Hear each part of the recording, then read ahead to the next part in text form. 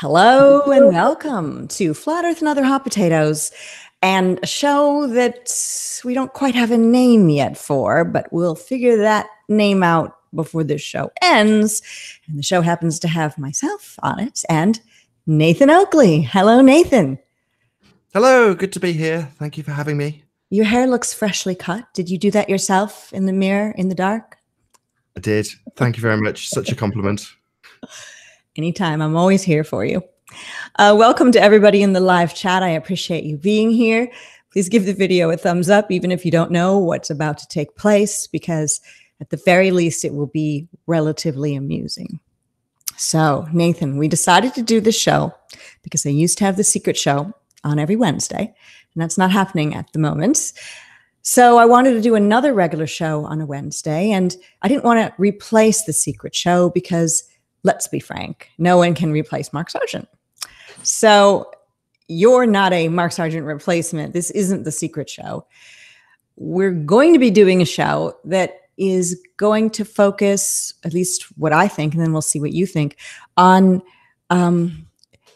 more of the important aspects of Flat Earth, where the secret show is a lot of more fun and lighthearted. Not that we won't have fun on this show, but what do you foresee this new show, yet unnamed show, doing for the community?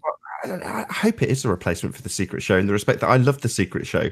So I pestered you the first time the secret show went off the air and said, I love the secret show. Can we have more secret show? And you did more secret show. This instance, you've not done more secret show, but I still said the same thing, which is that it's heartbreaking and I really enjoyed the show. I didn't necessarily expect to be sitting in this seat, but there we go. That's how life works out sometimes, isn't it? If you moan about a show going off the air, you might end up sitting in the seat that the show formerly had. But I don't think I think you're absolutely correct. I'm never going to fill Mark's shoes. I mean, Mark's Mark, right? And Mark's got really big feet, and I don't think you have as big a feet as he does. So you can never fill his shoes. You know. I don't think we'll be comparing feet anytime soon. No, not at all. A foot measuring competition sounds like suspiciously like some other sort of measuring competition men engage in, supposedly. It's already isn't it? It's already double entendres and innuendo. We're there already. Exactly. Let's see. Well, we already have cat activities happening in this new show. We had Flynn jump up on the jukebox right when the show started, so that is kind of secret show-ish, but we can't do anything about that because that will always be part of the show. But also part of the show, I imagine, is going to be your daughter and your new baby daughter being heard in the background from time to time. Eleanor, and do you have a name for your new child? To be named, I don't know. It's maybe bad luck to announce a name before the child's actually born. So right. Maybe got a few, but no, not yet. I don't want to announce a name. Okay. Yeah, I understand that completely. Anyway, congratulations on that. Wonderful news. Okay, so obviously we're going to feel our way through how the show goes, but by the same token, I used to get away with quite a lot with a wrench in your chat, anti-vegan speak about cats specifically. I don't know, where do I toe the line in that regard? This is still your show after all. Yeah, you used to talk about eating cats and all sorts of crazy stuff, and I'd see it in there, because you had a wrench, and think, oh, should I take Nathan's wrench from him or not? I'll take that as a sign that you don't want me to talk about eating your cats then on this show. Okay, no. Point taken. Unless you would allow me to talk about eating your daughters. So we're already so close to the secret show, and now so close to the bone. Yes. Okay, we'll move forward from there. Okay, please. Very picking aside. Yes. So I want everyone to know that our show's not going to be about joking and laughing, although we will do that in the future. But we are going to be focusing on science and experiments and focusing on street activism and what's going on in the community. This is sort of a warm-up for that show yet to come on future Wednesdays. And so we needed to talk about a name of the show. And so on the community tab on my YouTube channel, at the very top, there are some tabs, if you've not noticed that. A lot of people don't use their community tab, but I use it. I created a poll, and I asked people what they would like a show, such as I described, to be called. And I suggested several names. Not that I thought any of those names were particularly brilliant, but you have to throw some names down to get people to put on their thinking caps and come up with something on their own. So here are the names that I came up with initially. This was 3 days ago. I'll just read what I wrote from the community tab on my channel. So I'm going to start a new regular show on Wednesdays at 6 p.m. Eastern time, and I'm thinking of show titles. Nathan Oakley and I will do it, and it'll be serious, general flat earth news and information about what's happening. So far, we failed that part. And I wrote that we may have occasional guests. Then I wrote, vote for a title or suggest your own in the comments. So what I wrote was reports from the edge. That got 16% vote. Updates from the edge got a big fat 0. The Flattening Chronicles got 18% of the votes. Uncurving the Earth, 38%. And Awakening from the Globe, 27%. And the thing got 40 thumbs up. But the real jewels were in the comment section. And I'm just going to read the people's names who decided to contribute names. And those who are watching live can maybe think about one of these names, and maybe you might think one of these is particularly brilliant. So here we go. We start with Paul on the Plane, who wrote, as plain as day, with Patricia and Nathan. I actually really like that one, Nathan. What do you think? As plain as day is nice, but it's a bit too fluffy. Well, I think Paul on the Plane likes it because it has the word plane in it. So. Yeah, well, I'll get to my suggestion later if it doesn't get read out at all. Okay. Up next, Jaronism wrote, geez, I'm not a fan of numbers 1 to 4 at all. Thanks, Jaron. I'll go with Awakening from the Curve. Flattening the Curve is a good one. What about leveling the curve? Or how to level a curve? Or the curve leveled? I'm sure I'll think of more. Or you can just steal Nathan's thunder, obviously and observably. So that's probably what you would want to call it. Yeah, definitely. I'd want to call it obviously and observably flat earth and other hot potatoes, but that's a right mouthful, as everyone keep pointing out to me. So that's never going to be titled, is it? But I like obviously and observably flat earth and other hot potatoes. That was my choice. Well, obviously and observably is something that you say on the Flat Earth Debates. So I consider that to be your signature line. And we're going to talk about the Flat Earth Debates channel and what's going on with that as soon as we get through this title thing. Up next, Carly Sunshine just wrote, I voted. And then you wrote that you liked Uncurving the Earth, one of my initial suggestions. Roxanne, the Globalist Denier, came in and said, I like Paul's suggestion. Either way, you and Nathan will be fab. Jacob Morley wrote, plain and simple truths. Chris Van Matry said, Amber Alert for the curvature of the Earth. That's a good one. And he also added that he voted. Ian Kane McGregor says, how about just one word? Uncurved, or Uncurved with Patricia Steere and Nathan Oakley. Easy to remember and to the point. I actually think Uncurved is actually really good. Really good. Ah, interesting. Okay. Lift in the Lid says, I agree with Martin, Patricia. Flat Earth matters. Can't wait to see it. Oh, I should have read Martin's comment first. He offered Flat Earth Matters, or Flat Earth Chronicles, or the Flat Earth Crucible, Flat Earth Enigma, Realm Reality. Just a few off the top of my head. Good idea, Patricia. Sure, it will rock. Peace and love, epic FE lady. So I'm surprised he didn't write Flat Earth and Other Mud Floods as his suggestion. He's on fire at the moment, though, isn't he? Oh, he certainly is. And, you know, in the future, we're going to have guests on the show, and I think we should have Martin on and talk with him about the mud flood. And, you know, I mean, his channel has seriously blown up. And he might struggle. I mean, Martin's in very, very high demand at the moment. You'd be surprised. I mean, Anthony and I got in touch with him because Anthony saw a video. Sorry, I'm digressing off slightly. Oh, no, it's true. I imagine reaching out to Martin. He'd be like, you know, you're a much smaller channel than me, Patricia, and I don't really have time for you. Right. Still got time for the little people was what I hoped. But Anthony and I got in touch about an underground city underneath Manchester, and these guys on a completely different off-topic channel went underground and with lots of lighting and cameras and filmed it. And it was obviously very akin to the topic that Martin's covering. So Martin got in touch with him and was like, look, do you want to go down? I want to go down there. And I was all keen, and Martin was like, well, I've got a lot on. And I was like, what? Okay, Martin. Clearly, no time for the little people anymore. He's too busy signing autographs at the moment, I would imagine.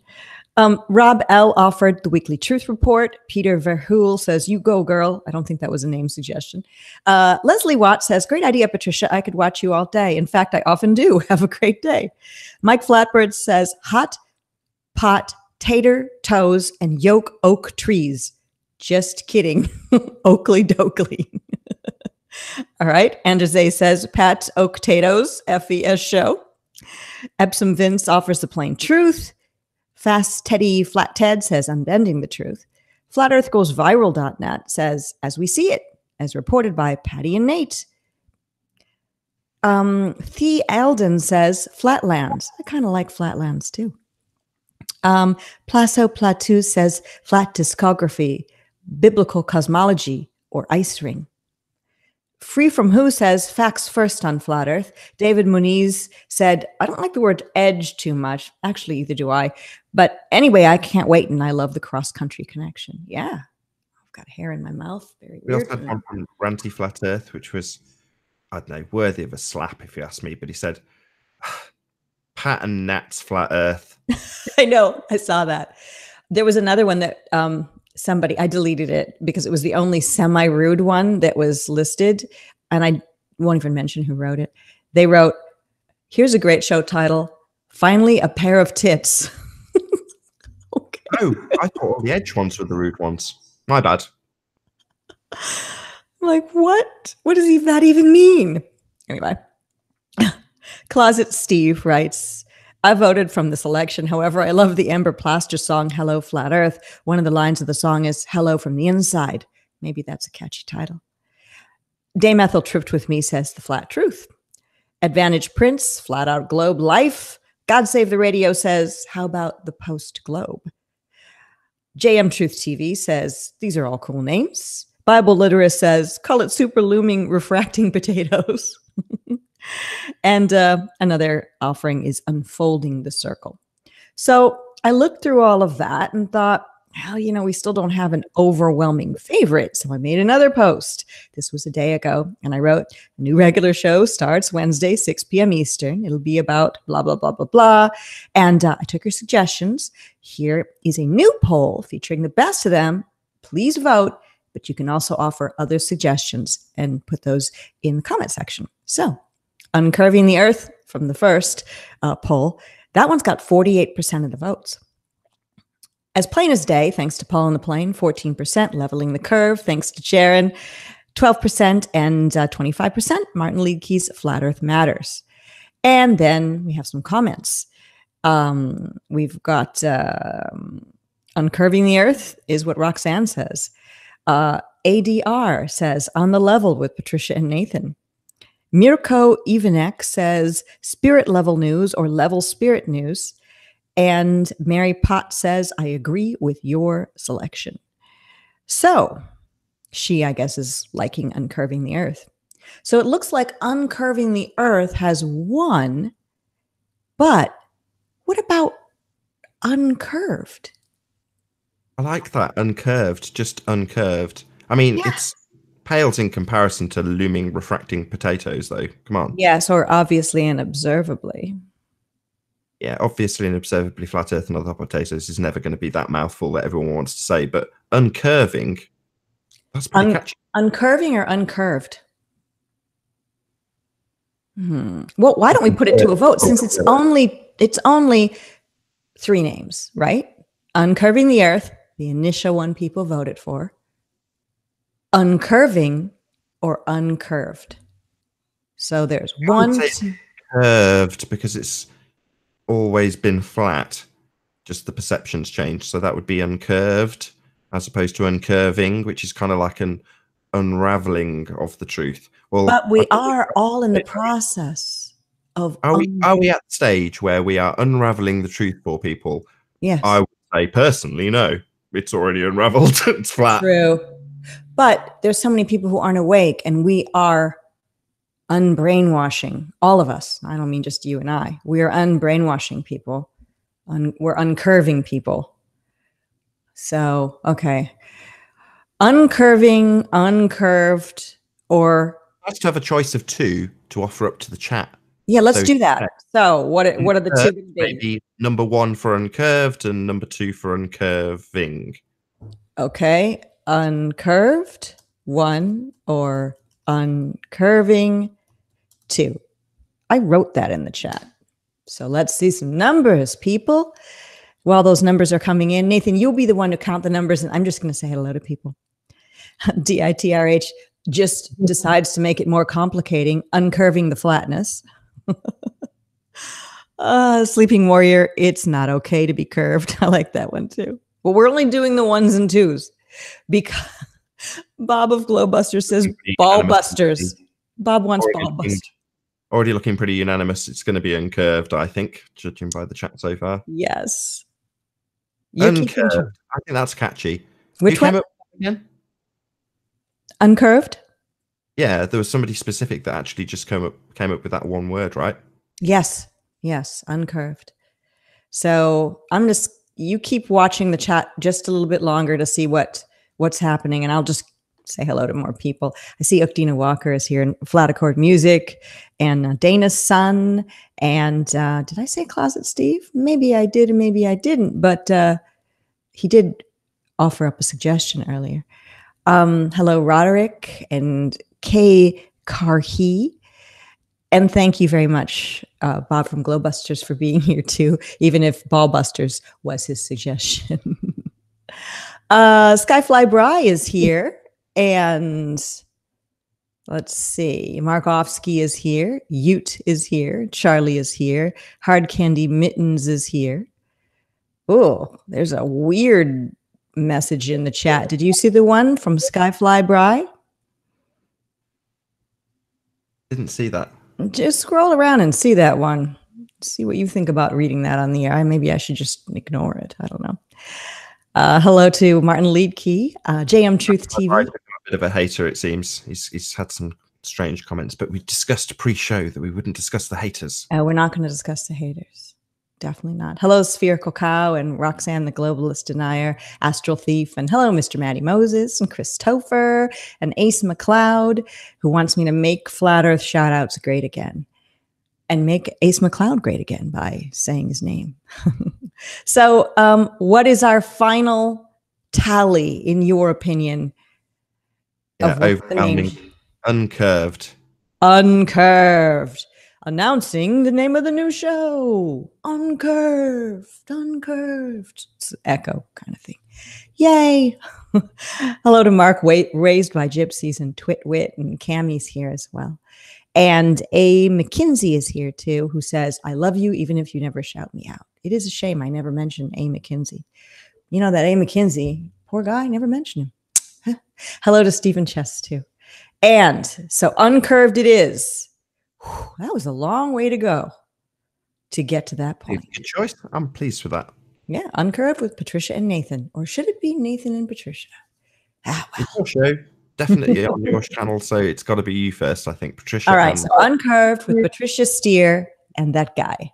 How do you like that title? That guy. That's a YouTuber that's not Mark. I know. All right. Let's talk about your channel and some things that have been happening there that people don't know about. Only a select handful do.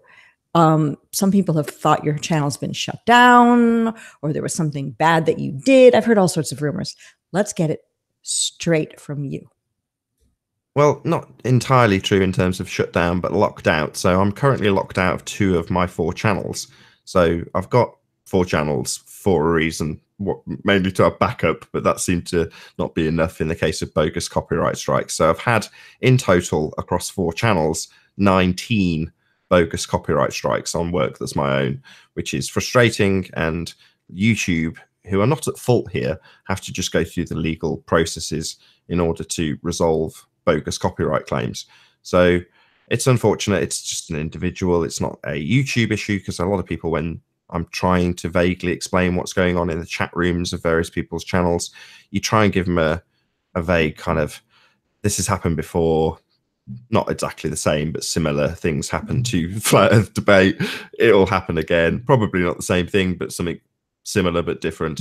You know, it's par for the course. So while it's frustrating and time consuming and costly for me, not that anybody's that concerned about that, it's just one of those things. You know, I kind of knew that would be the case when I entered into doing it. And anybody who's kept up with the debates knows that this isn't the first time something like this has happened, where I've had to either move on to another channel. In this case, I've gone off the air altogether because I've been systematically attacked on 4 channels, which is unfortunate. But like I say, pretty much par for the course. How long it'll take to resolve, at minimum, a couple of weeks from now. At worst case scenario, I won't get my channels back. That's how it stands as it stands. So that's worst case scenario. More likely than not, probably March, I'll be up and running as normal. In the meantime, I've set up a website. So I've got a dedicated website at the moment, at least, because that's all I've put on there, which is Flat Earth Debate friendly, because that's the main content. But nathanoakley.com is now up and running, although I've not really launched it. It's just being built at the moment. So the first and biggest step was to get all of the debates on there so that, again, worst case scenario, there is at least a home for the debates should I not be able to stream again. And there's other things that have been put in place from a huge number of people who have supported me through this. I mean, it really shows anybody who's watching that might be new to this community. You can see a lot of vitriol, a lot of trolling, and a lot of horrible comments. However, when something like this happens to you, it really shows you just how good the community really is. And it is astonishing, because most of the things that have been given to me is people's time and expertise. And in most, if not all instances, that's huge amounts of money that could have been plumbed into something else in terms of time and expertise that could be chargeable. So I've taken it, you know, what would have been hundreds of hours that are billable to be, because I'm in a difficult position. And, you know, it truly is heartwarming. You know, I don't think there's any other community on YouTube that would do that sort of thing. But, you know, I feel very, very privileged to be in this community at this particular moment in time, which is quite the opposite of what you might expect me to be feeling, given the circumstances that have befallen me. So, you know, it's just one of those. I'm very pleased that, you know, I know how good the community is off the back of what's happened, despite it being annoying and frustrating and time consuming and expensive. So there you go. Someone stepped forward and is designing a whole website for you. I mean, off their own back. They're just doing this out of the goodness of their heart. And it's a person who really knows what they're doing. And it's quite time consuming to do such a thing, but they're doing it. Yeah. I mean, I got in touch with Megatron and he was quite willing to help. It's Metatron, not Megatron. Okay. Megatron. Yeah. Whoever. Yeah. But some people might not understand what a bogus copyright claim is.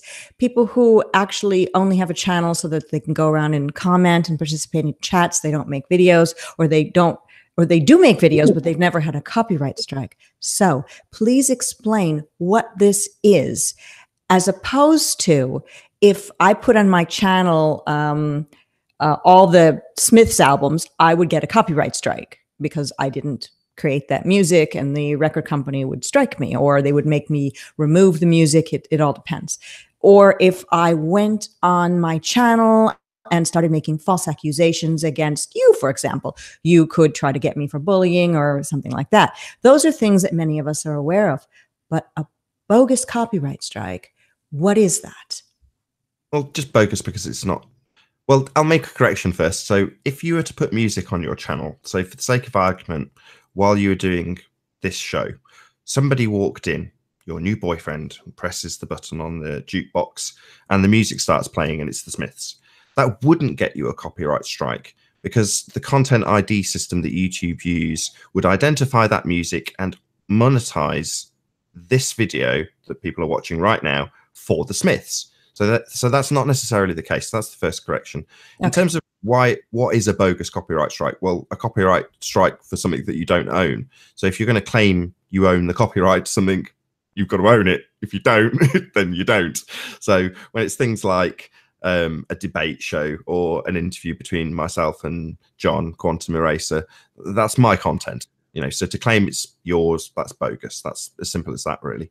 In terms of the bullying aspect, if somebody was to claim that wouldn't actually be anything to do with copyright. That's a community guidelines breach. So yeah, if you're using offensive language, that doesn't necessarily breach community guidelines either. But if you're inciting racial hatred or attacking people's based on their gender, things like that are against community guidelines, and you can get what's called a community guideline strike. Now, coincidentally, I have actually got a community guideline strike as well for a video that was made probably about 3 years ago with how I see the world and deep inside the rabbit hole. And it just, I knew it was close to the edge when I did it, and I just didn't think about it. It was on YouTube for a very long time.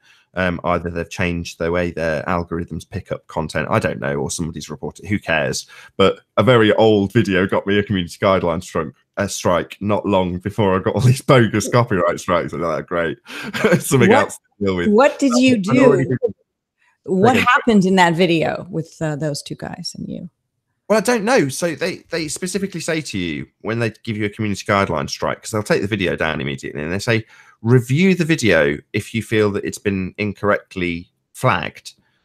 But it wouldn't let me. So you go into the community guidelines section with the video, because obviously it's not there on YouTube to watch. And it gives you like a preview window that should enable you to play the video out so you can review it. And assess it for whether or not you feel it's been incorrectly flagged for inappropriate content or a breach of the community guidelines. But I couldn't actually watch it. And I kept refreshing it. You only get a week to do it. By the end of the week, I was like, well, I can't watch it, so I'll put that in my appeal. So I did actually appeal the community guidelines strike. Lots of people advised me to do so. And they just got back in touch and said, no, it does breach the community guidelines. So I was like, okay, fair enough. It's a fair cop.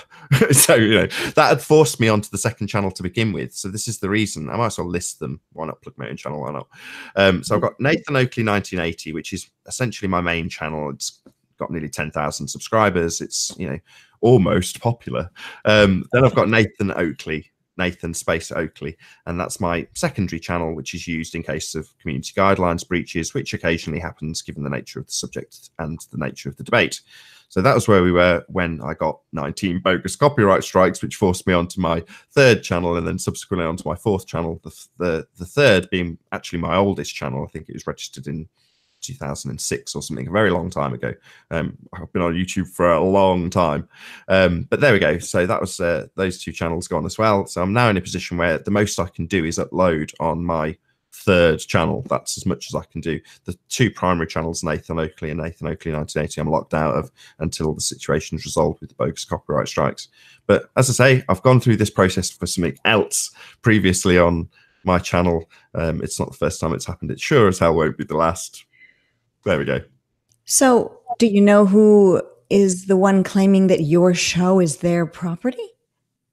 I've just some individual, some nobody, just presumably wants to cause hassle, or I don't know the motivation, and I can't speak to that. So yeah, I do know who it is. Obviously they give you their contact details and all the rest of it. So yes, I do, but it's just it's not like a name that I could give you and you go, oh, that person. Okay. Oh. Is it a globe person or a flat earth person? Can you tell us that? Absolutely no idea. Oh, okay. I honestly don't know. And okay. Again, so the name isn't a name that we would know. Oh, they're definitely a flat earther. They're definitely a globe believer. Okay. Interesting. So I maybe should have done more due diligence in that regard and searching out their flat earth or globe earth orientation, but that really wasn't my primary concern, I've got to be honest. Yeah, I can imagine. But it's quite frightening because these sorts of things you can't guard against. You could do a perfectly normal channel with nothing on it. No one else's music playing, not cursing, not talking about any kind of hoaxes or false flags, all the things YouTube doesn't like. And somebody could just claim everything you've ever done is actually theirs. And your channel will be paralyzed for a length of time until hopefully somebody with half a brain in YouTube land reviews it and then lifts the ban. Scary. Yeah, it's just one of those things. I mean, you're taking it well. I checked out forums and stuff, and this is, I'm not the first person for this to happen to. And I can't stress this enough because people keep saying it in the chats, YouTube bastards, or, things like that. Screw YouTube. No. This is not YouTube. So they're just fulfilling their legal duty in their regards to this issue. So, it's not I have no beef with YouTube. Let's put it that way.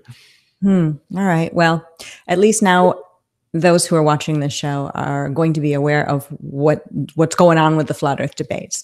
And well, in that regard, so you've got a considerably larger channel than both of mine, but nonetheless, the secondary channel, which is called Nathan Oakley, does have daily debates being played with a live chat running. So they are older shows, but in the interim period while I was getting these copyright strikes, I had the foresight to upload about 100 videos all at once so that the daily show would continue, which I thought was very important to keep that slot 2 p.m. UK time. It's probably about 6 a.m. for you. But nevertheless, I wanted to keep that time slot running. You know, familiarity. I'm sure you appreciate that having a regular time slot does assist you quite considerably. And for me, it was a daily show, so it's more a daily physical time that I wanted to keep.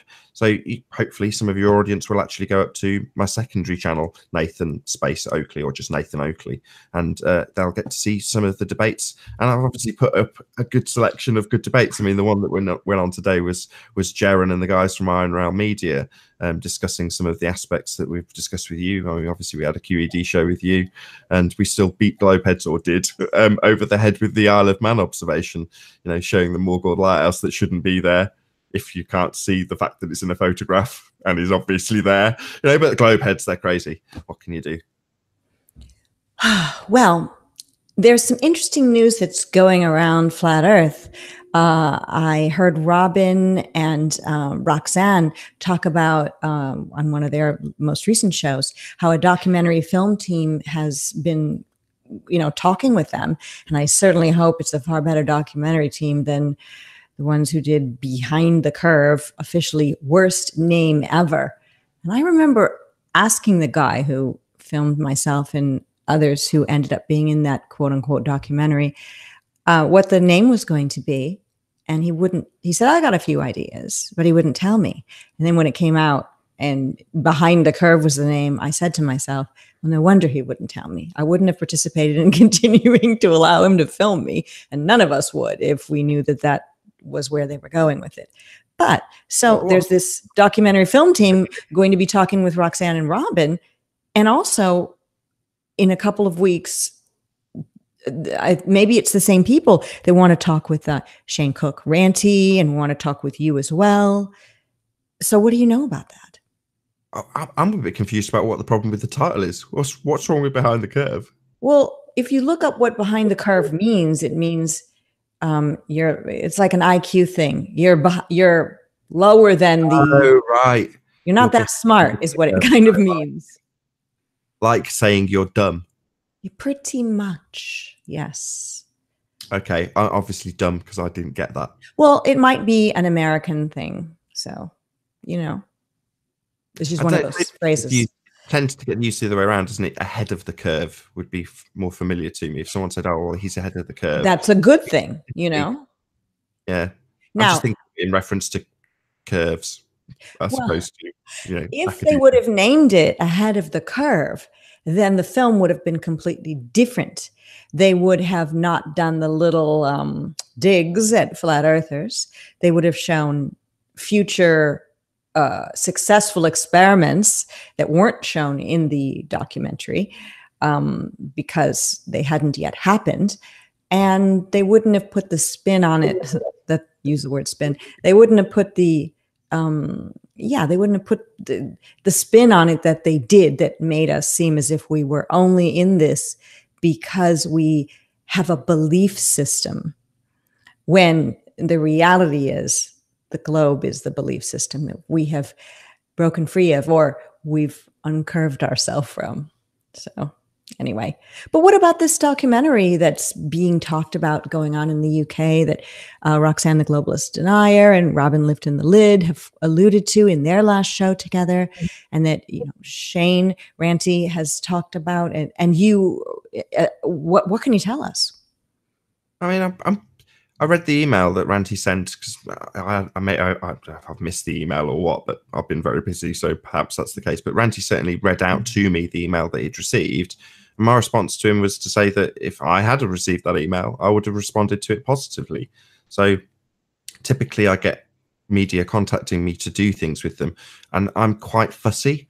They have to kind of contact you in a certain way. You probably know exactly what I'm talking about, you just get a vibe for what they're going to be like. And Mark sent me quite a few actually, which I've contacted and then not followed up. Yeah, you have to filter it. You have to follow your gut instinct. There's many things within my flat earth career since 2015 that I have used my gut instinct on, and I came out ahead of the curve. I was glad I did. And there's a few things in people where I didn't follow my gut instinct, and I always got burned. So you're right about that. I know you did a thing with Vice magazine a way back. Was that 2016? And that came out good for you and for Flat Earth. Yeah, with, again, a lot of help, you know, from the people who taught me about the subject. So I credited them for it. It's, you know, all those good people out there in Flat Earth back then, it was small in numbers really, but people have only been recently exposed to that because they released it on YouTube. So they released it obviously to the Vice audience, and then because it did well, they then put it out to the YouTube audience. You know, presumably they want to milk their material a bit more, but people assumed that it only just happened when it came out on YouTube, and it's like, well, actually no, that was ages ago. It just hadn't made its way onto YouTube until now. But yeah, that was like I say, I got a really good vibe from the girl that contacted me, you know, and she had the right questions. It wasn't that they were, it's hard to put it because they were still just newbie questions about Flat Earth. But like I say, I just got that vibe from her. But there was other people, I can't remember which particular paper it was. It doesn't really matter which, but a particular paper got in touch, and I got the sense that they were going to ridicule me. And I'm pretty sure, I've forgotten her name, I think it's Karen from Sun and Moon, appeared in that paper. And I remember her moaning about it, saying, oh, they've represented me badly and they've done this and that. And I thought, well, yeah, I got the vibe that that was what was going to happen. And sure enough, it just wasn't me that was in that interview being ridiculed. So, you know, you got to kind of be careful. I mean, typically in past jobs that I've done, repping for a hi-fi company or something similar, you don't worry, you just want to get publicity. In this instance, no, you've got to be a lot more cautious, because often the standard rhetoric is to ridicule Flat Earth, right? So you've got to assume that's what they're going to do. I've had some experiences where they didn't. I was interviewed by the Houston Chronicle. Houston's the 4th largest city in the United States, and they, the woman who was doing the story came to my house, interviewed me, and there wasn't any bit of ridicule in it. Now, she didn't believe in the Flat Earth, but she didn't write a hit piece on Flat Earth or me. It was good. And then there's other times that they're doing what's not really a hit piece, but they're, you know, going from the default position, the Earth to the globe, and these people are crazy, but aren't they interesting? Let's say Bob from Globebusters, Bob Nodell, was interviewed, I believe, by CBS, but he hit it out of the park. In the very brief period of time he had on camera, he was able to really get to the heart of the matter about how the astronauts on the ISS are filming in pools, and get the information out there. And they left that in the interview so that anybody later could go Google that. They probably didn't believe it initially, and then they would Google it and find out it was true. And then they might start thinking and doing more research and end up being here with us as a flat earther. So sometimes they allow you to express truth to the media, and then other times they really do want to openly mock you. I'm hoping that the mocking is going away, and it's becoming maybe not accepted in that people are believing it everywhere, but that it's almost becoming just another belief, an alternate belief that people don't laugh at anymore. Do you think we've got there so far?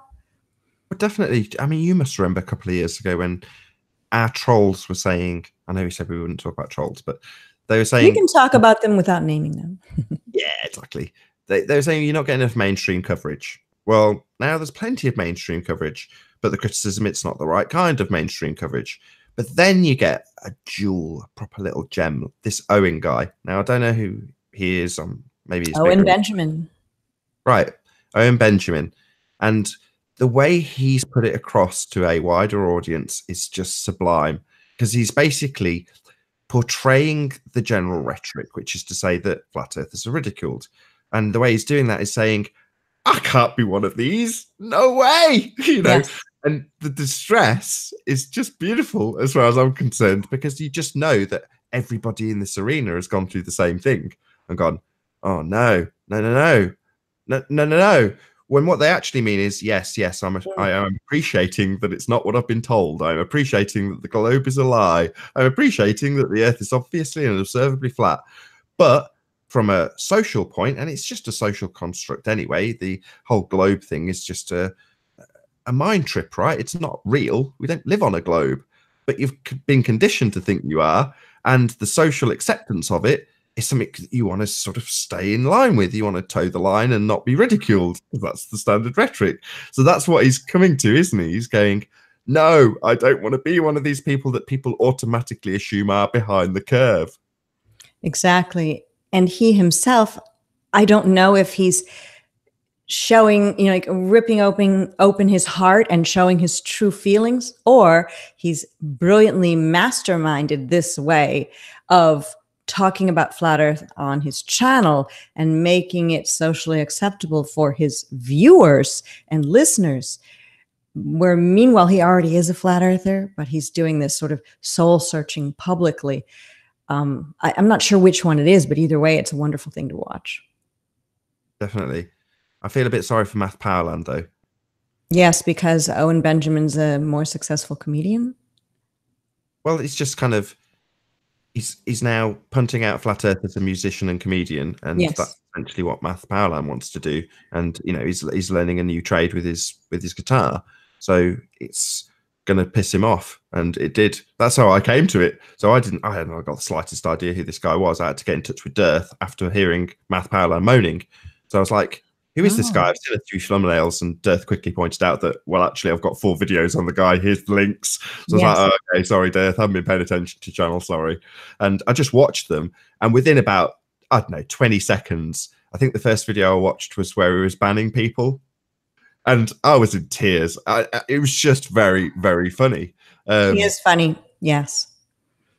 And I hadn't watched Matt at all for the longest time, so I didn't know that he was upset that Owen Benjamin has come out as a flat earther. Is Matt saying that Owen Benjamin is, as some have said, a small percentage of people within the flat earth community said, an agent or a distraction, or is he just not liking him for other reasons? Well, I think Matt's pretty definitely more current affairs than I am in this regard. So kind of why I was a bit nervous about doing this show is because I'm not exactly Mr. Current Affairs. Yeah, so, I mean, neither you nor I are Mark Sargent, so Right, exactly. Mark's got something unique in the respect that he's absolutely got his finger on the pulse when it comes to flat Earth current affairs. But Matt Powerland has too. So before everyone was mirroring Owen's videos, Matt was talking about it and saying that he wanted to debate him. That was, I say moaning, that's probably the wrong terminology. He was saying, debate me about the subject was basically what he was saying.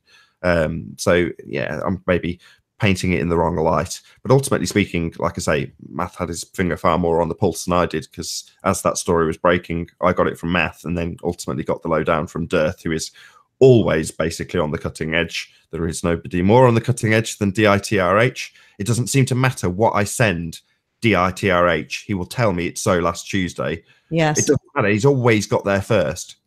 It's true. But once in a while, he'll send me something I've already seen, and I'll just reply, seen it. And I love those rare moments in time because they're very, very infrequent. But yet experienced that where I've sent Dearth a video, or he's sent me a video that I've seen already. That's not happened yet. Yeah. Well, he is definitely ahead of the curve. So most definitely. Okay. So Owen Benjamin maybe going to be on with Jaron and David DITRH at some point on the Raw show. Is that going to happen? I heard Eric and Owen Benjamin might talk. Have you heard anything on either of those two rumors? I just heard rumors about Eric, but I certainly didn't hear any rumors about Jaron and DITRH. Wow, that sounds interesting. That would be great. Maybe it wasn't a rumor. Maybe it was just people being hopeful, hopeful thinking and wishful. But I in a little while ago, DITRH was in the chat, so maybe he can let us know whether or not that is possibly happening. So we'll see. So let us know, DITRH. And in the future, hopefully we'll be able to have people like DITRH, et cetera, on the show to talk with us. Bob from Globebusters says that he's invited Owen Benjamin onto Globebusters. Now that would be great. Now, Awakened Mind is saying that Owen Benjamin is going to be talking with Eric, and it will not be a debate such as Matt Powerland had suggested. It'll be an intelligence gathering discussion. So that'll be cool. What channel will it be on? Eric's channel, or how is Eric going to deal with the bad Wi-Fi from Thailand that has hampered him in the past? Hopefully that'll all be worked out. So, I mean, we're assuming that it's going to be broadcast to the nation, the world, the plane. But you know what I mean? We're assuming that's the case. He's not actually a flat earther at the moment. Is that correct? Oh, well, he's not a flat earther, but I kind of think he is. Owen Benjamin we're speaking of, and has decided to spin it in a certain way to the audience so that he isn't coming across as a flat earther. That way he can bring his audience with him on this discovery thing, as opposed to. That makes sense. He said that he traded guessing for conspiracies, right? Yeah, maybe. You know, being vegan, a couple of times I've tuned into Owen Benjamin and he's talking about like killing animals and hunting. And I'm like, I don't want to hear this, but I'm still going to stay and listen anyway. So, oh, well, you know, Ranty and Awakened Mind are both saying that they agree that Owen Benjamin is let's call him a closet flat earther, but with the closet open slightly so he can see outside. So he's not really, you know, we've got somebody here saying he's deceiving his audience. I don't know about deceiving his audience. We know that when we come across people who don't watch YouTube, that are not flat earthers and may never have heard about flat earth other than, oh yeah, I read Tila Tequila is a flat earther or something ridiculous. We know that we can't just walk up to people unless we're doing street activism at like a cocktail party and say, I'm a flat earther. You have to kind of finesse it into the conversation if you want to even do it at all. So maybe that's what Owen Benjamin is doing. He's not lying by not coming out and saying he's a flat earther. He's, like Christopher just said in the chat, he's seeding his audience. And I see there's nothing wrong with that, if that's indeed what he's doing. But others don't like him because they say David Gordon says he's a compulsive insulter and he's not so funny. So. But how big is he? I mean, when I asked DITRH, he was like, he packs stadiums. The guy's massive. I don't really know. You know, I had never heard of Owen Benjamin before at all. So it's one of those things. But then again, I am not too up to date with who is a popular comedian or a comedian these days. I enjoy comedy, but I've been really out of mainstream entertainment, except for small forays into it. Because anytime I see a movie or go see a music show, there's stuff that I hear and see that is, I don't know. Let's say you go to a music show and everybody says, let's all pray for those who died in Vegas. I mean, what I'm saying is that there's always the little touches of the outside world of lies that interfere with your enjoyment of anything mainstream. So I stay away. So I have no idea if Owen Benjamin could be the biggest thing ever or not that big. I wouldn't know. So the guy at the conference that was a big YouTuber, and maybe the chat can tell us. So what was the name of the guy at the conference that was? Oh my gosh, now I'm blanked. Since you can't think of his name, I can't think of his name. 24-year-old child, young guy. Guy, come on. Oh my gosh, why can't I think of his name right now? It's because we don't know who the hell he is. Okay, whatever. YouTuber. Flat Earth Vegan says nobody. Thank you, Bob. Boy, I lost my brain there for a minute. Logan Paul. Thank you, Flat Earth Ginger. There we go. Logan Paul, bigger or smaller than Owen Benjamin? Please let us know in the chat. Well, Awakened Mind says Owen's sub count went from 40K to 215K in 45 days. Libra 61 Star says, I know that Owen gets 5,000 plus viewers live streaming, and there's nobody in Flat Earth that gets that. So that's showing his YouTube clout, but I don't know about his, popularity outside of that. But Ranty says Owen is a celeb outside of YouTube. So he's got popularity outside of the YouTube platform, meaning I would imagine Twitter. I follow him on Twitter, I think. And, you know, he's on many different social platforms. So I think it's great. Raised by Gypsy says Owen is huge. So clearly knows him personally. Yeah. That's funny. That sounds like a Jeff Bezos joke waiting to happen. Supposedly that's supposed to be the Amazon owner is supposed to be huge as well, if you know what I'm Awakened saying. Mind says, and growing. No. Well, the thing about Owen Benjamin is he's on Alex Jones from time to time, and that makes people worry. Yet, Bob from Glowbusters was on CBS.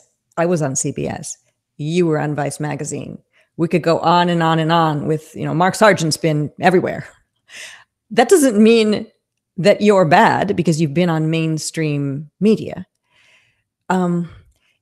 Being on mainstream media and speaking to a bigger platform is the reason why any of us go on anything mainstream. So, you know, been on Alex Jones. Would any of us who are well-versed in flat Earth turn down an opportunity to go on Alex Jones' show? We know all about Alex Jones. But would you turn it down if you were allowed to speak unmolested without an astronaut there or an astrophysicist about flat Earth for a few minutes? Would you turn it, Nathan, would you turn it down? I'd hope the astrophysicist was there. Yeah, okay. Well, if there was one or there wasn't one, most of us, of course not. I would be there. Say, yes, I will be there. We all would say, I'll be there, or we would pass it along to somebody if we were asked that we thought would be better.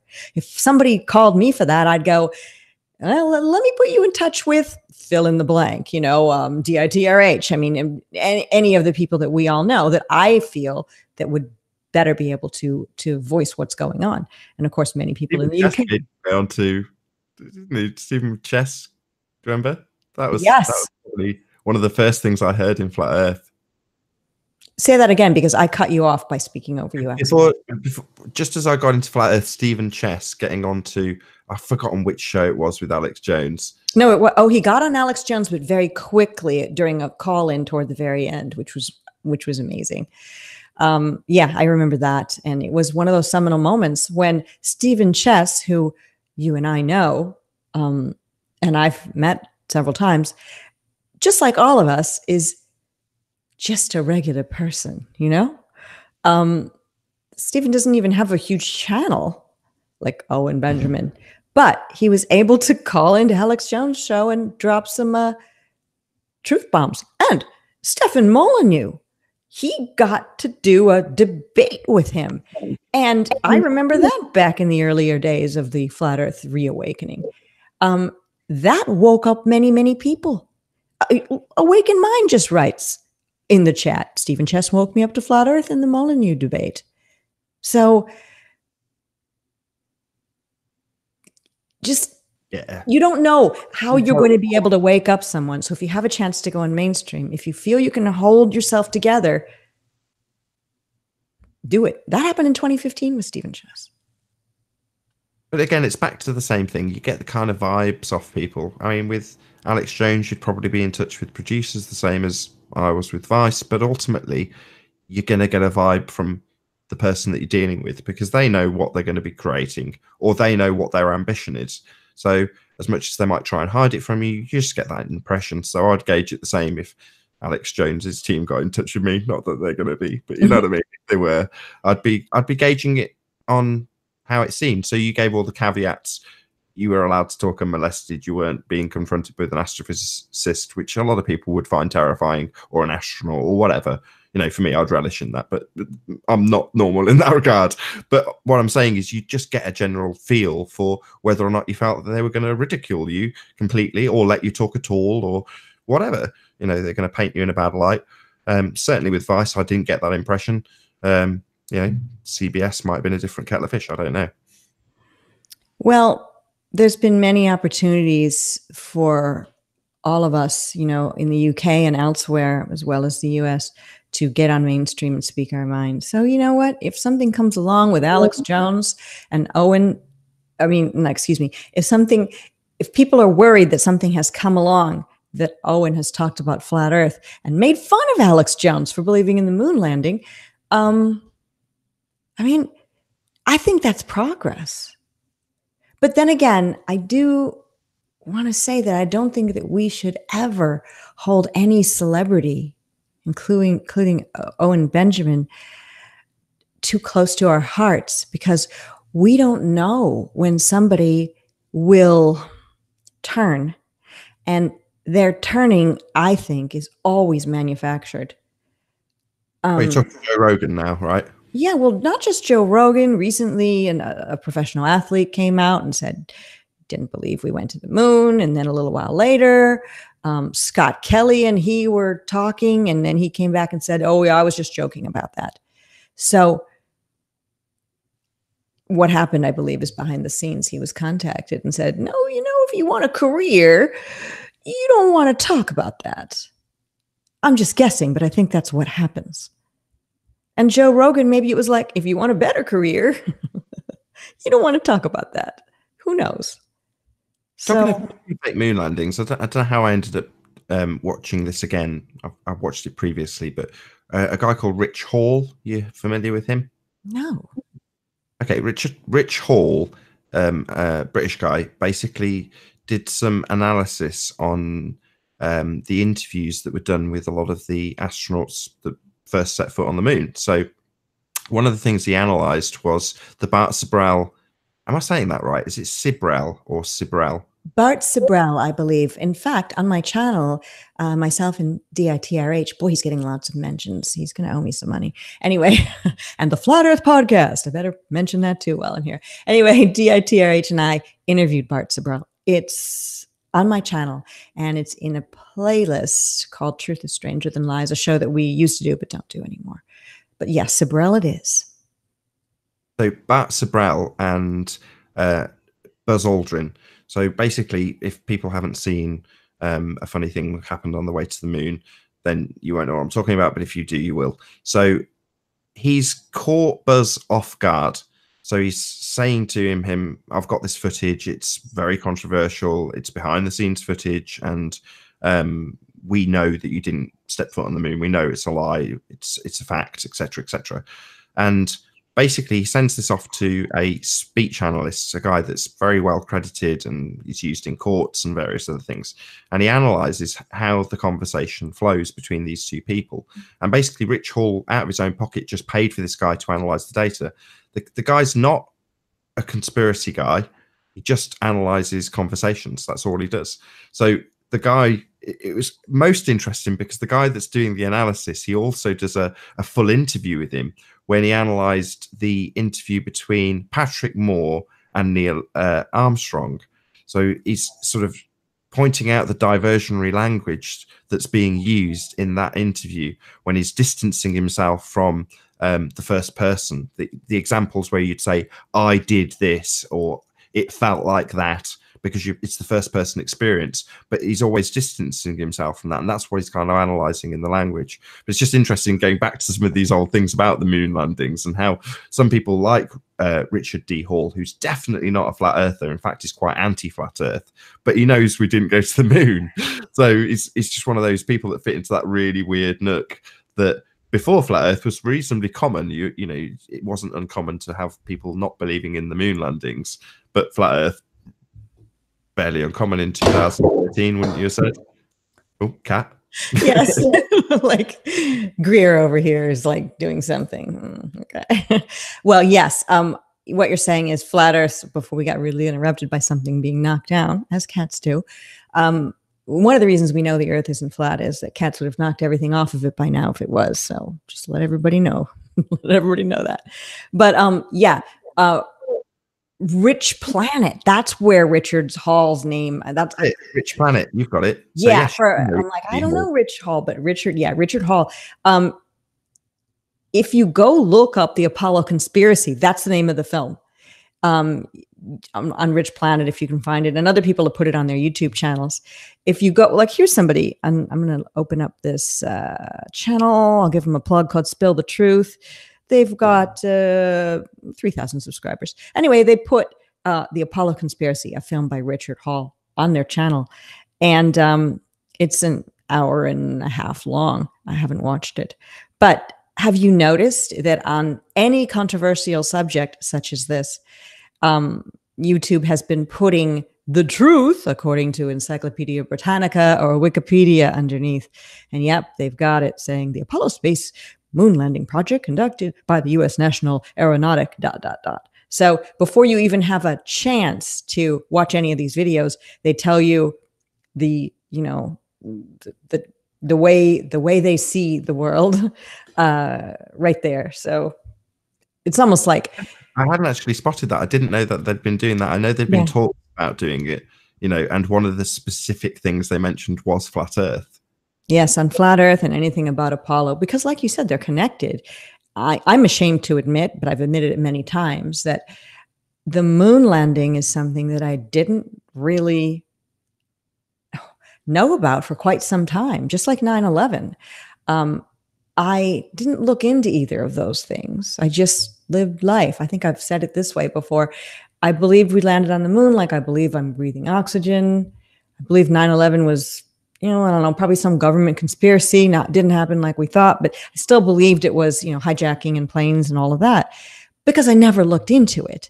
And then one thing led to another and to another to another when I finally got to flat Earth. But I had to go through 9/11 first and many other things, and then finally go through the moon landing. And astronauts gone wild, and funny thing happened on the way to the moon, and then bam, Mark Sargent's Flat Earth Clues, and then here I am today. And here we all are today. Whether or not it was Mark Sargent's Clues or Eric Dubay or, whoever it was that you found. Stars Are Souls. A lot of people woke up because of Stars Are Souls. And a lot of people don't even know that name anymore. A lot of people watching will not have the slightest idea what Souls is. I did my first 4 shows with Michael Lewis of channel Stars Are Souls. His channel's gone. People don't even know who that guy is anymore, but he was awesome. Then, I just kind of morphed into whatever the show is now. So all of us have our own awakening story.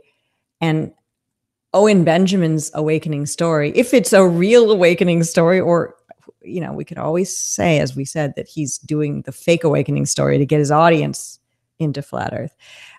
We all have our own story, and it's fun to watch Owen because he's having that mental breakdown that we all had. And it's not fun to have a mental breakdown, really. And be tearing your hair out and hoping somebody will come to you with real proof that, we landed on the moon or that the Earth is a globe. I remember waiting for it to happen early in my flat Earth journey, knowing that, I'm probably wrong. Or I was even thinking, I heard about targeted individuals before I heard about flat Earth. I thought, well, maybe I'm a targeted individual. I know this sounds nuts, but I thought maybe there's something being beamed with cell phone towers into my apartment that I used to live in to make me believe the Earth is flat. And only a small amount of people have had this belief system instilled into their heads. And they're doing that to us for some reason I don't know yet. And it can't be true, because I'd go out in my regular world and mix and mingle with others, and nobody was thinking what I was thinking. And then later I realized it's just people who actually did the research are the ones who wake up. But I'm not quite sure still why certain people, when they're presented with evidence, shut down completely and won't talk about it or mock, and others, like you, like me, and everyone here, might do a little shutting down, might do a little early mocking, but we look into it. Why? It's one of my biggest questions about this. Why are some people... Why differently? People don't like change. People like the familiar. We talked about it earlier about having a routine scheduled show. Yeah. People like familiarity. Yes, change true. Is bad. Well, creatures of habit, we humans are. That is why we live nice. That's why we'd like to live in houses. And if you generally think about what you eat in a week, it's the same food. Literally, when you go to the store, you might get an occasional odd item, but generally you eat the same food, you sleep on the same side of the bed. Even if you've got a very large wardrobe, you'll wear maybe the same 15 pieces of clothing. We are creatures of habit. I think it's probably part of a survival mechanism on a very base level. And anything that rocks the boat from what you've been taught as a child does make you feel the cognitive dissonance, the dis-ease in your body. But why were some of us able to almost embrace it and revel in it and get excited by it? And others are like, nope, that's stupid. You're a moron. Goodbye. It's the whole having questions thing. So for most globe believers, being able to come up with an answer is very important to them. For me, I see the juxtaposition between Jaron and I is quite interesting, because Jaron loathes being a flat earther, and with good reason. You know, we get ridiculed, we get, you know, his family name dragged through the mud in his own comment section. I can totally understand why you wouldn't like being a flat earther. However, the way I view it is very different. The scene in the Truman Show where the teacher pulls down the map and says, it's all been discovered. It's all been figured out. There's nothing else to do. Well, no, that's not true anymore, is it? Right? Everything's up for grabs suddenly. Why is the sky blue? Well, 3 years ago, 4 years ago, I could have given you the mainstream explanation for why the sky is blue. No problem at all. I could rattle that off. Now, why is the sky blue? Well, damned if I know, but it means it's up for grabs. It means that there's a world of possibility out there. It's much more exciting to be a flat earther than it is to be a globehead. It's true. And the fact that when we grew up, we heard that all the land had been explored, and we had these ideas from the history books about these brave explorers, and you kind of fantasize about what it would have been like to be the first, you know, non-native person to set foot on a certain piece of land. And now, as a flat earther, everything is an undiscovered country. That's what all of this is. We don't even know the exact amount of land that we have to deal with. I mean, we all know where the countries are on the map that we've been given in the globe we have grown up with, but there could be more. We don't know.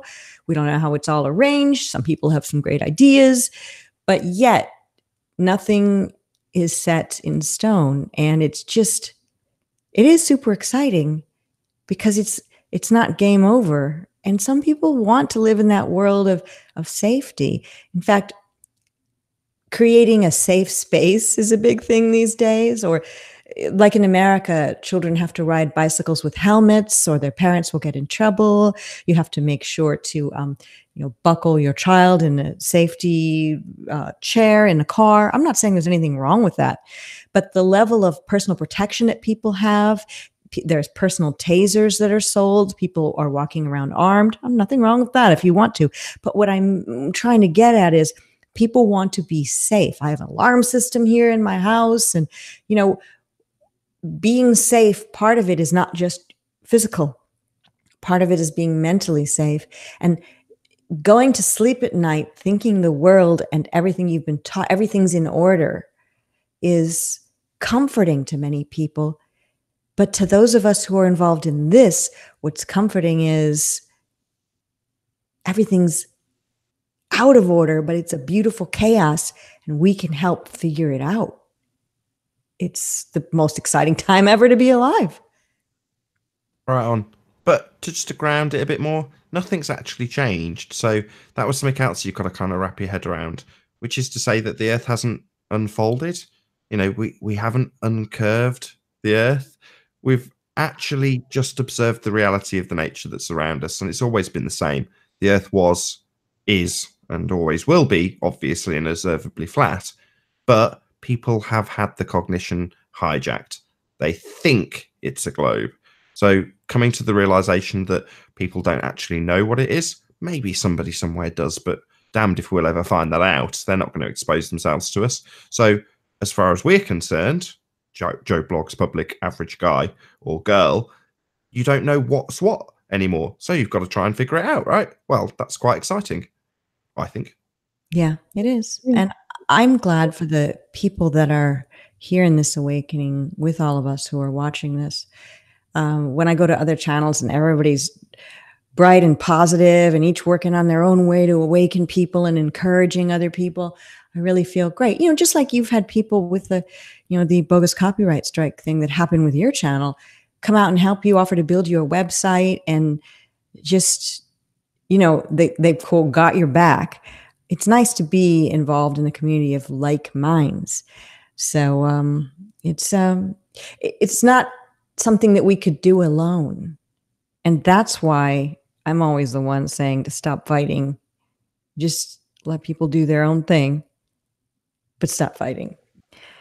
We've got other people to fight, the powers that should not be. Hey, what about this Chinese moon landing on the dark side? I mean, we all know that's fake and everything, but you know how they were always growing, I think, on the ISS? I don't mean they really were. Of course, we all know that's not happening. But on the ISS, they were growing, what was it, lettuce or something? They were growing it, and then a few years went by, and they said they were growing it again. Maybe that's not the particular vegetable. But China had some seeds they supposedly took aboard their craft. I don't know what the thing is called, but anyway, on the dark side of the moon. And they supposedly sprouted some. And it says it's the first time that any biological matter has grown on the moon. And now they say the first seeds sprouted, but now they're all dead. So it's funny how all they've shown their audience, China's audience, which is the world, as a picture of this, is this green meshy material with some blue goo on it. And that's their proof. What passes for proof of them doing things in space is nothing, absolutely nothing. The whole Chinese moon landing stuff, and I think of China as being very advanced. I mean, they can make, I know there are wonderful, deep Chinese philosophers, musicians, poets, and thinkers, but China's famous for copying things. We all know that. They make replica $4,000 handbags and sell them for $300 on the US and UK market. And they look almost exactly the same to the detail, the hardware on the handbags and everything. And they make many other things, electronic items and more, replicas, copies. So why, when it came to the moon landing that they did on the dark side, supposedly, did the footage they gave us, aside from it being in color, it's worse than Apollo? If they're so great at copying, they copied America's lies so ineffectually. I don't get it at all. Just nonsense. I mean, it's akin to Narnia. Meanwhile in Narnia, the snows have taken over and there's a talking lion. You're never going to go to Narnia and you're never going to go to the dark side of the moon. But making it particularly crappy, I don't know why they do it in crapovision. It doesn't make any sense to me. Crapovision's a great term. Do you watch Dilly Gill? Maybe I'm subscribed. I'm not sure. Dilly Gill exposed the shuttle as a zero-G plane. That's probably his biggest video. Okay, yes, of course. The name just didn't ring a bell, but it kind of did. But yes. But yeah, he exposes the crapovision that they use. But his explanation for it was different to the outside views of the dark side of the moon, which, let's face it, they could do a really good job with, right? Yes. I mean, they could do it with models, they could do it with CGI, but it looked god awful. I mean, it's not quite at this level, but it's similar. It kind of reminded me of the Tesla car, which is kind of the idiot test. How bad can we make it and still get people to believe that it's true? With Tesla, that was outrageous. I had a few family globe head friends that were twitching while I was saying, no, you've got to believe that's real. Yeah. You've got to. I did the same thing to a guy who does legal stuff for me. I guess he's my lawyer whenever I need that sort of thing. He believes in everything mainstream media says. And I sent him the picture of the Tesla car in space. And I said, hey, look what Tesla's doing. Look what they just put into space, Tesla car. And then he said, he messaged back and he said, that's a joke. And I wrote, no, it's real. According to you. That's a joke. And then you explain the rhetoric to them, and they have that little moment. Yep. They have that moment. It's almost like they're teetering on the edge of a high building and they don't know which way to go. And in the end, they'll say, well, this is what I heard. Well, yeah, that was fake. It was a promotion for the Tesla car. I'm like, but no. That's not what they did at all. No. That's something you've got to believe is actually real. Mm-hmm. I love the Tesla car for that. But the Chinese stuff, it's not quite that bad, but it is pretty awful though, isn't it? Oh, it's bad. It's really bad. And I even, my brother, who's not a flat earther, knows I am. We were talking about something else, messaging on Facebook Messenger the other day. And then he said something. Oh, I said, hey, did you see? It was right after the Chinese supposedly landed on the dark side of the moon. And I sent him a story on it, which, showed the craft landing, which really looked like claymation from the 60s. Everyone's seen it. Just ridiculous. And then he said, my brother wrote back and said, well, that's not the real landing.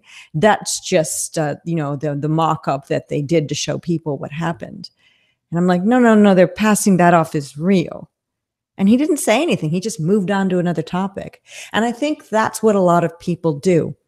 They'll move on to another topic because they cannot sit back and just say, whoa, what? Because the minute they do that, they've got to look into it. And it's almost like once you look, it's game over. Yeah. People instinctively recognize when there's a red pill being shoved in front of them. Yeah. And they go, no. Get out of the way. And they move on. I like those conversations though, because they're complicated, especially trying to explain them now to an audience. So you're having to explain to somebody after showing them something like the Tesla car or the Chinese landing that it's real to you, which is complicated, right? Because you're saying, or I'm saying, it's not real. Look, it's blatantly fake. Look how ridiculous this footage is. But you're presenting it to them when they're saying, well, that's just fake, right? No. You've got to accept it's real. Otherwise, we can't have this argument, can we? Exactly. I even told the person that we're speaking of that if you don't believe this is real, then you believe that we've never been to space and that the earth is flat. And I mean, it literally is a can of worms if you're going to admit that that thing is fake. And I know that 9/11 isn't equal flat earth, but yet it's all these lies are connected, really. Let's get real. If you believe in the Tesla car, okay, that's cool. But if you don't, then actually you're probably a flat earther and you don't believe 9/11 was Muslims and box cutters and you don't believe Vegas was real and so on and so forth. But people do not want to look because once you look, once you see it, you can't unsee it. There's this movie I've not seen, but I've seen the advertisements come up called Bird Box with Sandra Bullock. And it looks like she has children and there's some kind of monster that will kill them if they see the monster. Wow, what a great analogy for people who are afraid of looking into any conspiracy, but we'll just say flat earth, which isn't a conspiracy, it's the truth, but same thing. People are actively putting on blindfolds, like in the movie Bird Box, so they don't basically die from seeing, I guess, what is their greatest fear, whatever that might be, which is that's what this is. People are actively putting on blindfolds. It's the craziest thing. I don't want to see. I don't want to know. I want to see and I want to know as much as I possibly can as long as I'm here. That's why I'm here. That's why we're all here. One of the reasons. You know the tidbit. Whether or not this becomes a running theme, we shall see how well it goes down right now. So we've talked about space, right? Privileged that I am. You get good arguments given to you on the debate that are essentially undebunkable. So number one, space, the ultimate debunking. So hopefully there's a few people in the audience that have already heard this argument, but hopefully there's a vast majority of people that haven't heard this argument, which is what I'm hoping for. So here on Earth, we experience gas pressure. We're breathing it, right? About 14 psi, gas pressure, atmospheric pressure, whatever you want to call it. We have gas pressure. Now I'm going to ask you a question. What is outer space?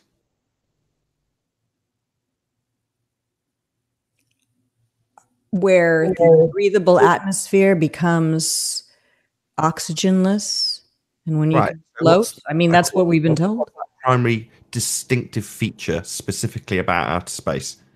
The medium. What would you call it? No. Vacuum. Oh, yeah, vacuum. I was thinking no air. Yes. Right. So we've got Vacuum. a place that we know, Earth, with its gas pressure, right? And we've got a place that we don't know, we're never going to travel to, and we've never experienced. You haven't experienced, I haven't experienced, nobody watching this show has experienced outer space. But we are told that it's a vacuum. You agree? Yes. Right. So that is what we call a second law of thermodynamics violation, because pressure needs to press on something. That's where you get pressure from it pressing. So, do you think it's possible to press on a vacuum?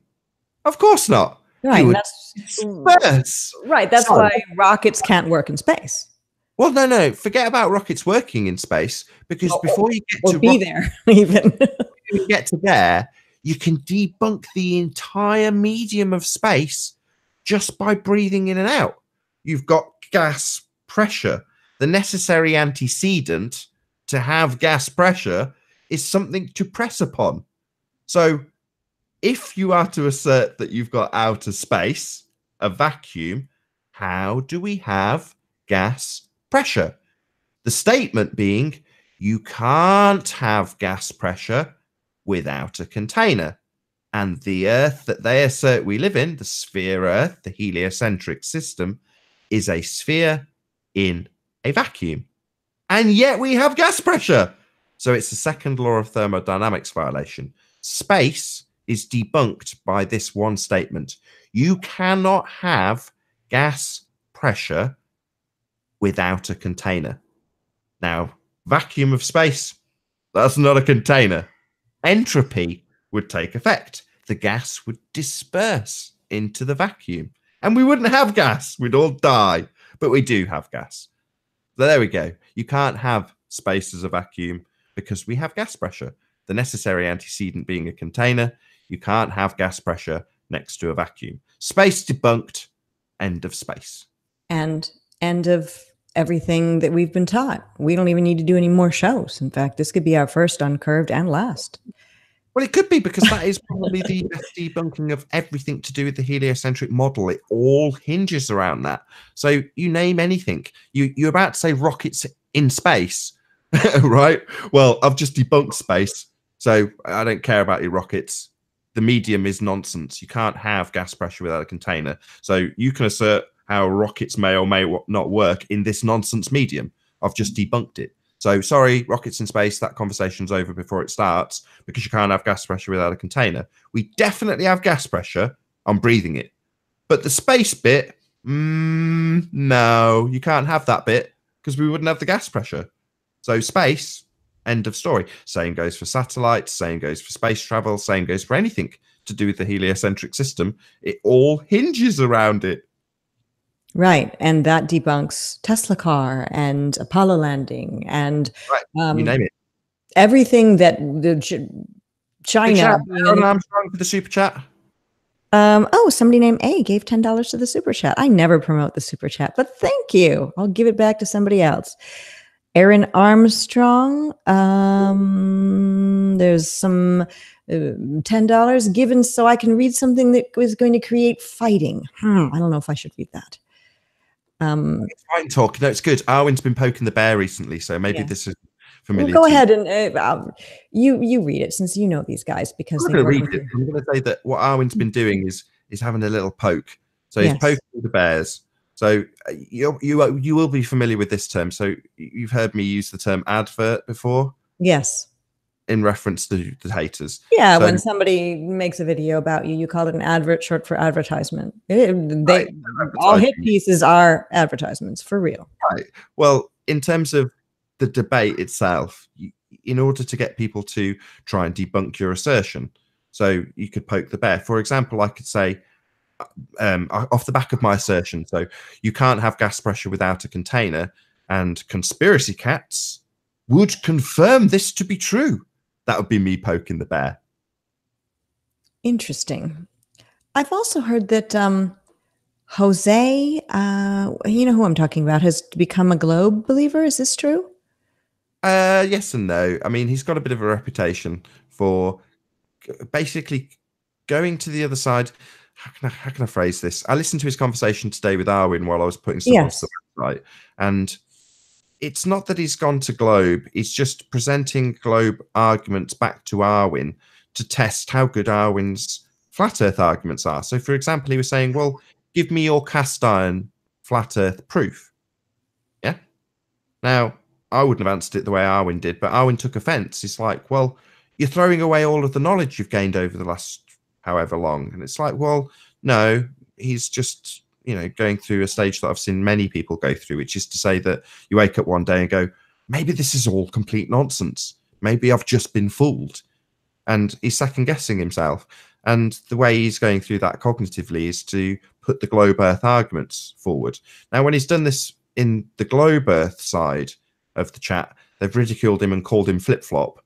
When he did it to Arwen, which I think is fair play, you know, more power to him. You know, he used the word belief while he was describing this. So I was like, good for you, you know what I mean? If you want to believe this, you know, because he's kind of, I thought it was tongue in cheek. He was saying, you know, the obstruction, how do you explain the obstruction? Well, he knows these arguments. He knows about, you know, using a presupposition of an R value to claim that the obstruction is Earth curve. So he knows that there's only a logical fallacy attached to making this obstruction of a building pan out as Earth curve proof. So I think Jose knows the logical fallacies and was just testing Arwen, or maybe he's just been trolled to all hell. Who knows? But I just think he's just testing the other side of the argument, which, what's the harm in that? So long as he doesn't express it as fact and knows where it's a belief. And that was kind of his shtick. He was saying, no, we've just got a belief in flat Earth. And it's like, the example I would have given to him if I had been on the show would have been to say, when we have arguments about, for instance, the Isle of Man, which is what's currently playing on my second channel, Nathan Oakley, subscribe today. The Isle of Man discussion has a lighthouse, Macord Lighthouse. You know it, we presented it on your channel. But this lighthouse, if you believe you're on a globe, is not there. It's behind Earth curve. Geometrically, it's blocked by a wall of Earth curve. This isn't even taking into consideration perspective, but it's not there. You cannot see it. There is a wall of Earth in the way. But it's there, it's in the picture. So you have to therefore justify a belief. It's a slightly looming non-standard refraction hyena hologram of the lighthouse. It's being bent 7/6 of the radius with terrestrial refraction to come back into your line of view. Well, all of those things are beliefs. Belief in non-standard refraction hyena holograms. Belief in Earth curve that's blocking something that you can see.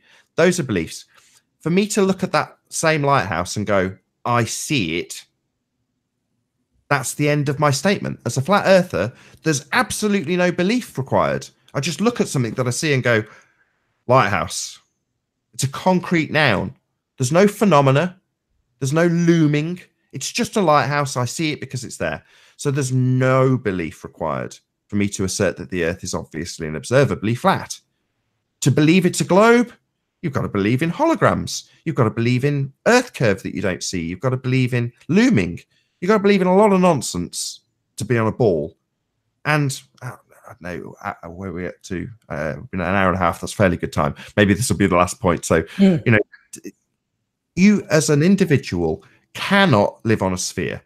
And I'll make this plain and simple. To assert that you live on a sphere is a reification fallacy. A model is what the heliocentric system is. We're taught it as a model. Well, to assert that you live on a model is a reification fallacy. To make something real that is actually a model is the definition of a reification fallacy. The map is not the terrain. The Earth is not a model. We don't live on a globe. Well, perfect way to end our show. I do want to thank Roderick, Rodderic, capital K, donating $14.99 in Super Chat funds. He says, donating for attention. So how about a shout out? Get it before the economy collapses, more due to gravity. And people in the chat were talking about buying Bitcoin and buying gold and silver. So through my time here in Flat Earth, people have often talked about the economy collapsing and end times coming and this and that. What will be, will be. I don't worry about any of that too much. I worry about waking people up, because whatever bad things are ahead of us, if we are informed and more of us are aware, we have a better chance of surviving whatever the powers that should not be throw at us. So I encourage everyone to look into Flat Earth. Thank you, Nathan, for being on. I think this has been pretty fun for our first episode of the Uncurved Wednesday show. I don't know. I think we've done okay. I'm feeling good. I'm feeling good about this. A couple more shout outs before we end it. Thanks to David of All People Free People and Bling Bling, the BS of the ISS, who said that she has a really good video coming out soon. She goes over all the ISS footage and other NASA footage and finds things no one else has found. So be looking at the Bling Bling, the BS of the ISS channel. And hello to Celebrate Truth, who is here too. Thanks to everyone for being here. Oh, hello to Hori Sheet Show and Chris Van Matry. So I missed a bunch of people giving shout outs, but I do appreciate everyone being here. Please give the video a thumbs up. I saw a message that trolls hit it hard with a bunch of thumbs down. That often happens, but that's okay, because we all know that, trolls have many accounts, and also trolls are just plain old fools. Okay, Nathan, until we meet again, I'll talk to you later. Bye for now. We are officially uncurved.